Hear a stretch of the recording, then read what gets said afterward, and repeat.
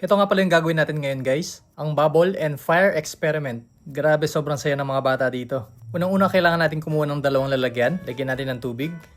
Ayan, punuin natin. Ayan, pwede na siguro to. Lagyan natin ng liquid detergent. Medyo damihan natin para mas mabula. Wow! Grabe, talagang excited na yung mga bata. At syempre, excited na rin ako. At syempre, mag-experiment tayo ngayon. Lalagyan natin ng tubig yung isa. Kapag puno na, lalagyan na natin ng yelo. Ayan, para safe na safe talaga. At syempre, sisimulan na natin. Ito yung mga bata, mga 90s.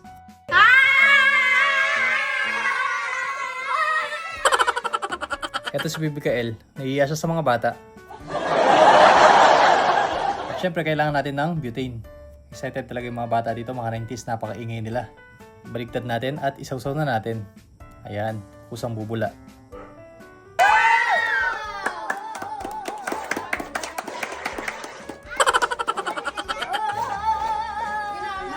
Ayan, sobrang bula na mga 90s. Kailangan natin ibabad yung kamay natin sa tubig na may yelo. Tapos kukuha na tayo ng bula.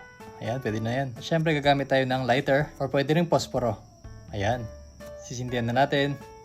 Wala akong paki! Grabe, kitang kita sa kanila. Talaga nag-i-enjoy sila.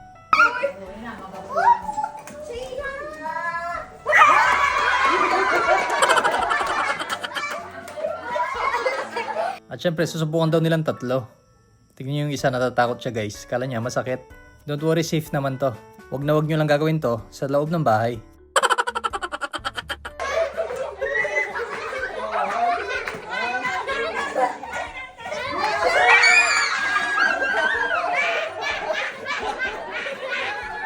Grabe, ang galing. O paano, hanggang dito na lang tayo mga 90s. Bye-bye!